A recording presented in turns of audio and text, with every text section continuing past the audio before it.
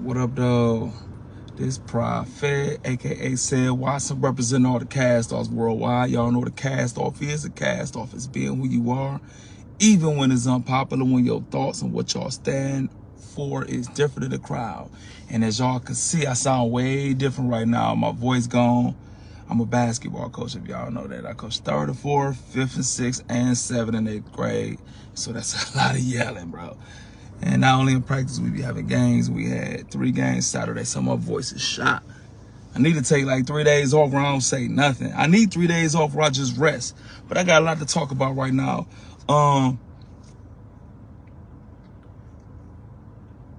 So I got a lot of inboxes like, man, why you ain't celebrate Juneteenth? Why you ain't post Juneteenth? You supposed to be blackity black and I'm black, y'all. Like, why you ain't post Juneteenth, right? Hey, man. I'm gonna let y'all know what I really think about Juneteenth in a minute. But before I start there, I want to talk about how to heal from trauma, right? How to heal from trauma. And so I was watching this Tyler Perry movie just full of trauma, and everybody, you know, come to me like, man, how did you go through all that? You've been stabbed up, you done lost everybody, a household, all your friends, so many people killed, and you go through so much. How do you heal from trauma? And so that's one thing people ask me, like, how do you keep a smile on your face? You come from a war zone and you still want to coach kids, and how do you just have peace? And I always say, man, it's simple. It's so simple, right? What brings pain in our heart is what God has qualified us to heal.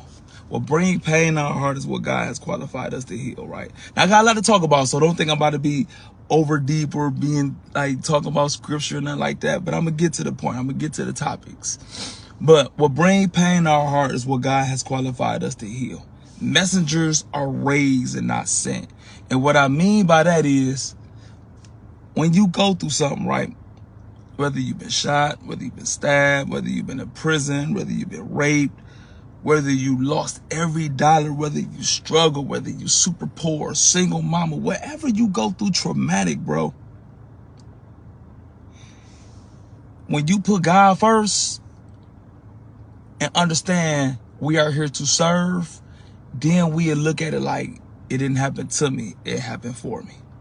And so when I say what bring pain to your heart is what God has qualified you to heal, usually what bring pain in our heart is something we went through and we see somebody else went through it. Like if we see somebody who had a loss that we lost, we empathize for them. We see somebody who been shot up, how we've been shot up, or been to prison or whatever. We see somebody go through that and bring pain in our heart. Whether we've been touched or molested, when we see other people get touched or molested, it bring a pain in your heart because you can relate to it more than anybody else, right?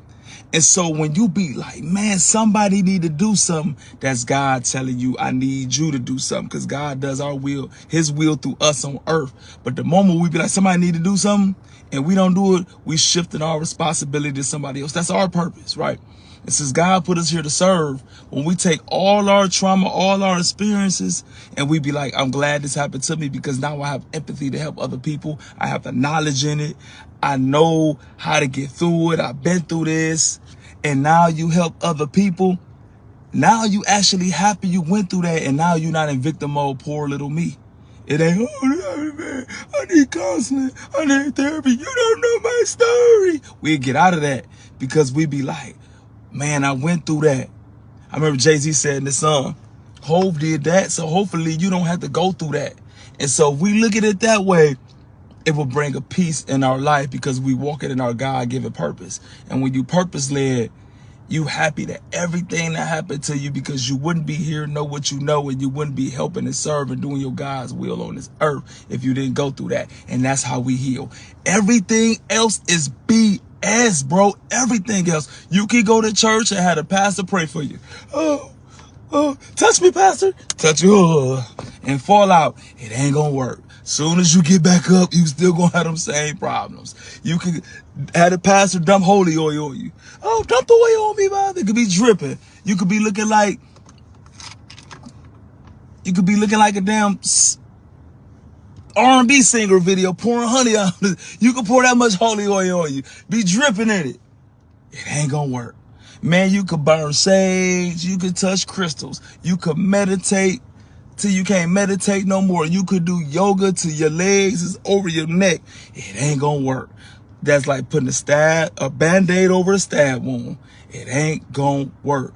Only way we can heal from our situations is understanding it didn't happen to me, it happened for me. Messengers are raised and not sent. And what that mean is, when you a messenger and this is your assignment on this earth, usually it's somebody who from that and been through that, because you know the people, you know the language, you know the trial, tribulation, you had the same story, and they gravitate to you and relate to you. So you had to go through that. But the moment you say somebody need to do something, hey man, you're a weak weasel and you shifted your responsibility to somebody else. Messengers are raised and not sent.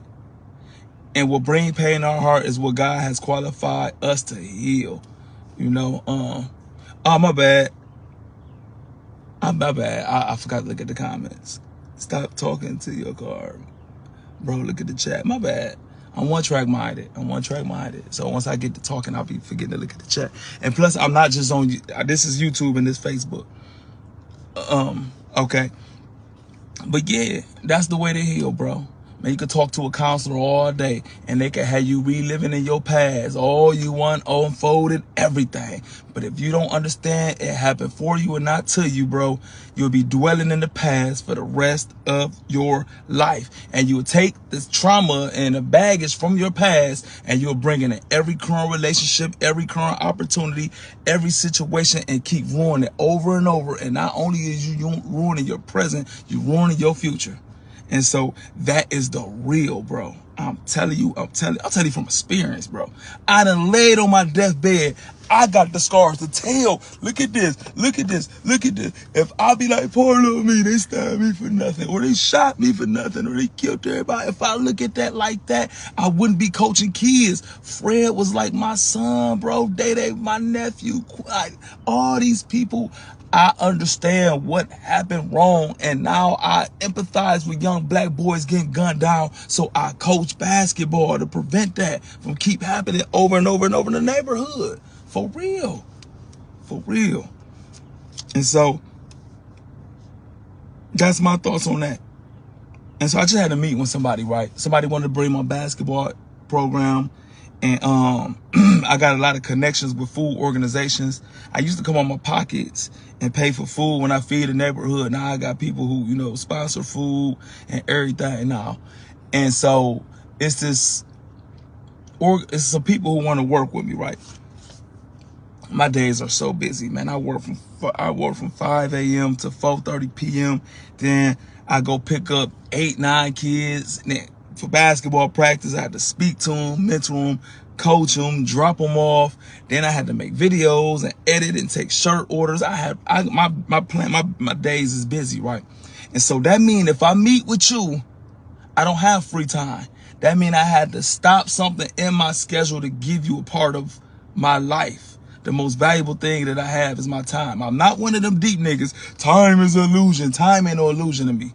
If you waste my time, you wasting the most valuable thing I have. Because when you lay on your deathbed, when you want more time, I need more time with my loved ones, more time to pursue my dreams, just more time to enjoy life and do what I put here for. You ain't gonna think about time as illusion, all that deep stuff, right? And so I meet with these people. Well, we gonna have another meeting over brunch. No, we not. We ain't having no more meetings, bro. We gonna get this done right now, and we gonna go forward. A lot of times we think we have all the time in the world, and opportunities come in the blink of an eye, and we miss opportunities, procrastinating and drifting. We'll sit there and drift, knowing we need to do something, but thinking tomorrow's promised when tomorrow is not promised, bro. And so you could waste all your time.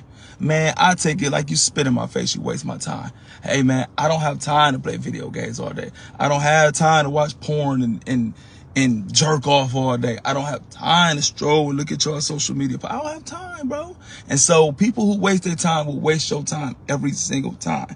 And we not where we want to be at, include myself, right? It ain't the lack of opportunity, it don't be the lack of talent, it don't be the lack of know-how to do stuff. But a lot of times it be the lack of being definite, being decisive. Like, I'm gonna do this. I'm gonna do this without support from my mama, support from my friends, support from my girlfriend. I'm gonna do this without support from anybody. Because a lot of times, man, when God put that stuff in your heart, we sit there and ask everybody their opinion on it, and they'll talk us right out of what God put in our heart. But when we make our mind made up, bro, ain't nothing more powerful than the made up mind. When we make up our mind, I'm gonna do this, and put that flag down, I'm gonna do this, man, that's the most powerful thing in the world. And when we got our mind made up, now we could take a step in faith. But we sitting there trying to wait for a perfect time to come. That perfect time ain't coming. That perfect time ain't never coming, bro. And so that's what they want to keep having meetings. Okay, we're going to wait for the perfect time. And, hey, well, you go find somebody else because ain't no perfect time. We going to do it or we ain't. You with it or ain't. I ain't got time, bro. I ain't got time. I ain't got time. I was reading Will Smith book, right?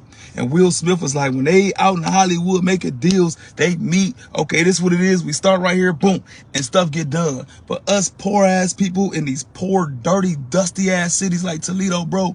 All right, we gonna do it. Okay, we gonna meet again. Okay, let me ask my baby mama. Let me ask man, fuck them, bro. Just take a step in faith and get started. For real. People waste your time every time if you let them. All right, so let me get to the point. Tyler Perry, right? So I was watching this Tyler Perry movie. Hey, what's that movie called? Tyler Perry new movie that's on Netflix that everybody keep talking about, right? So, cause somebody drop it in the comments. What's that movie?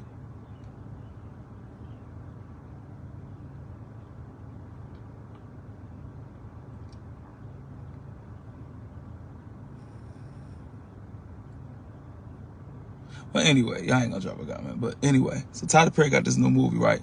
And a lot of people, you know, like, man, one thing I see from the comments that like people talk about the movie, y'all miss the whole point. Y'all talk about traumatic and how hard it is to be a single mama or a single. The whole thing is mental health, bro. A lot of times we be victims in our own head. All that stuff y'all seen in the movie didn't happen to her. And y'all caught up on this, really, it didn't even happen. And it was all in her own mind. So the whole thing, we have too much of a victim mentality. And a lot of stuff be in our head. That's the whole point of the movie, and we missed it. Because we so victimized. This happened to me, poor me, and that's what she kept. Yo, it was everything that happened to her. Me, this happened to me, and none of that stuff ever happened. It was all in her head. She never got evicted. She never got evicted. She never had to go to the school for her daughter. It never happened. It was in her head. But we missed it because we victims in our own head, and that's what I mean by like how we. It was more about how we be in our own way a lot of times. That's what I got out of it. That's what I got out of it. But Tyler Perry, right? Now, I'm about to lose all y'all. It's a lot of people on YouTube. Ain't nobody on Facebook. This were all y'all I'm about to turn all y'all against me right here, right? But my thoughts on Tyler Perry with his new accusation, I guess somebody said he raped him, right? One thing I learned. Everybody who watching this, y'all about to hate me right now. So I might as well tune off right now, right? What I'm starting to see is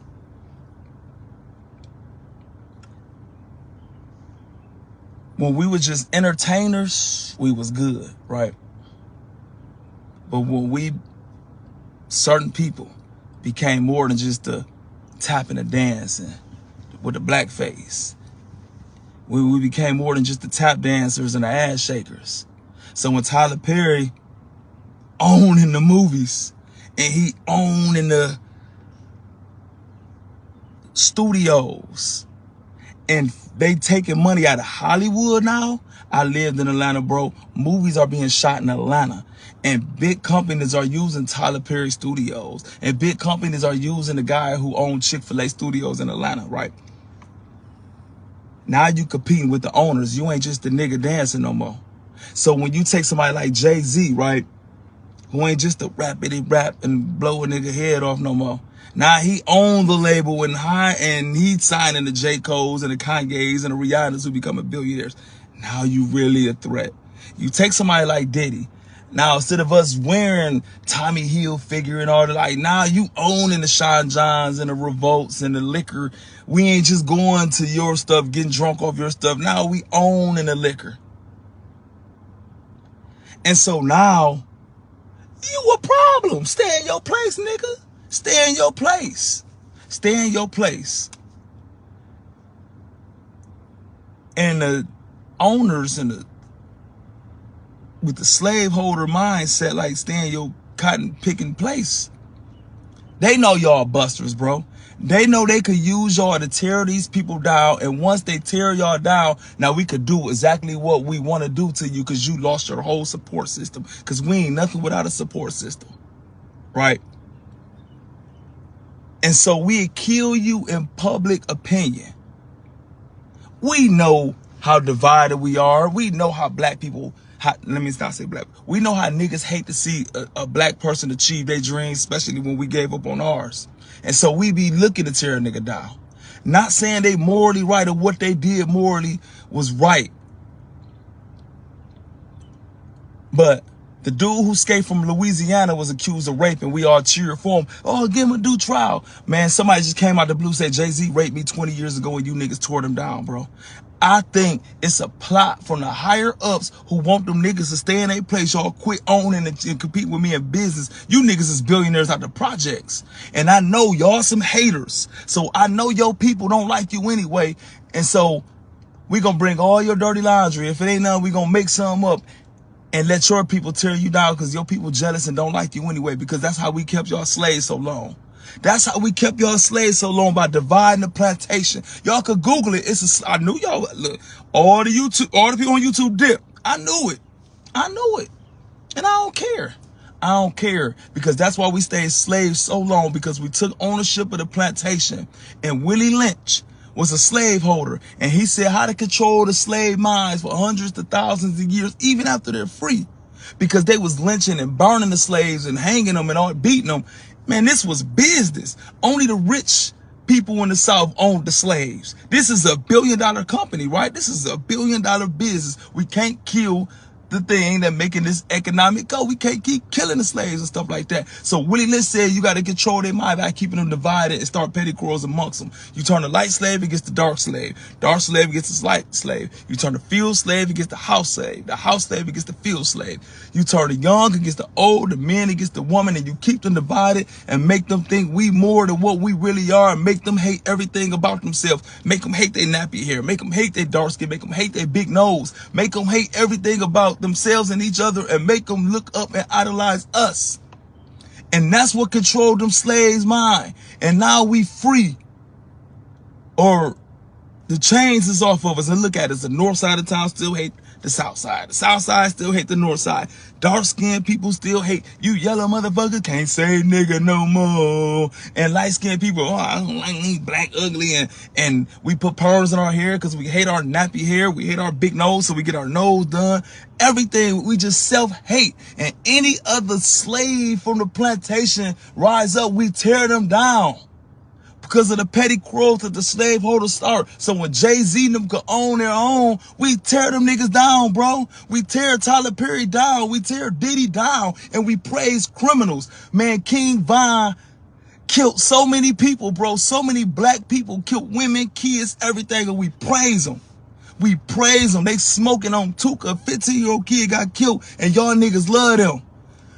And can't wait to find dirt on somebody who employed thousands of black people, who done made millionaires out of black people, bro.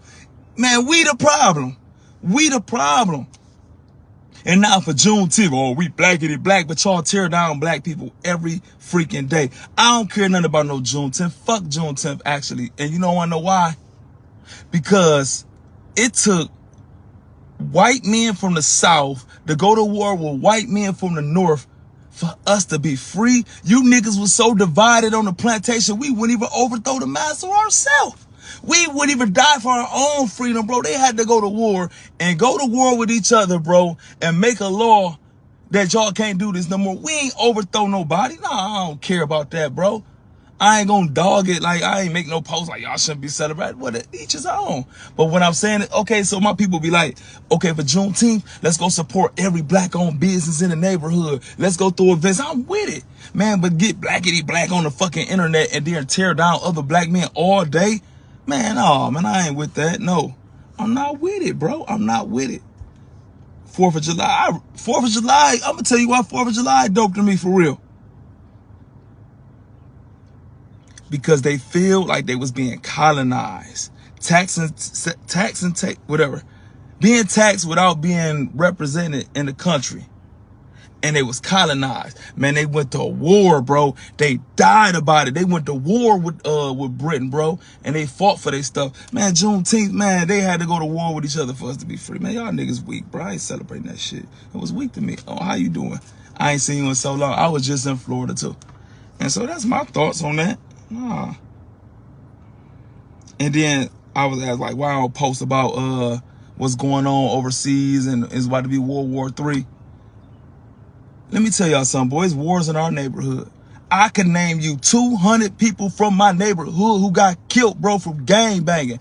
Out of all the people I have ever seen go overseas, I don't have nobody who I physically know who died in a war, bro. It's wars in our neighborhood, bro, that I have to deal with, because, like, I'm friends, and these is my friends' kids, and these people I grew up with, and now it's my job to coach these kids so they won't be participating in the war that we have in our own neighborhood. I can't control what they're doing overseas, and if I can't control it, man, I ain't thinking about it, bro. I'm dead serious.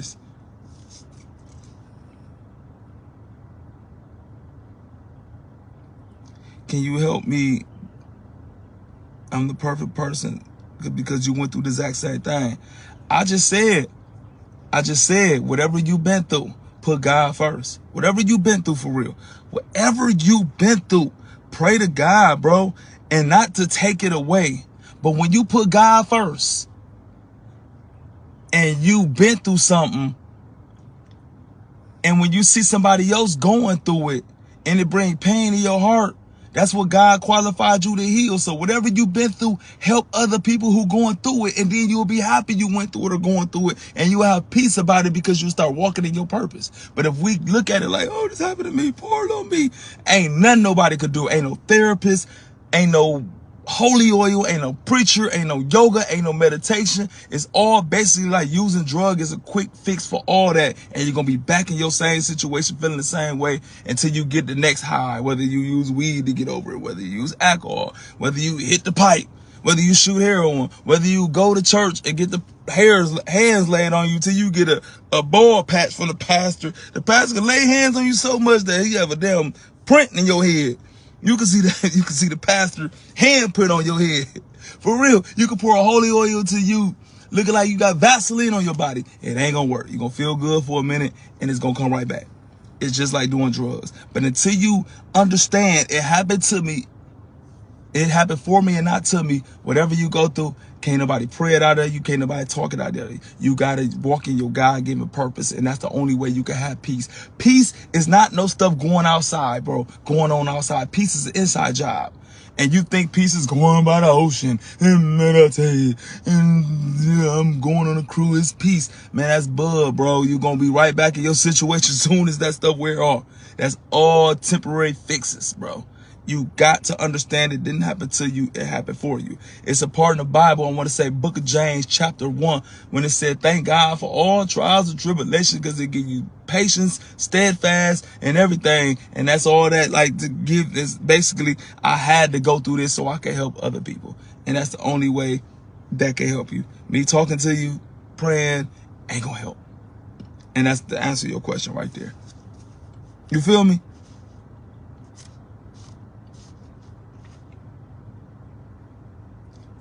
Man,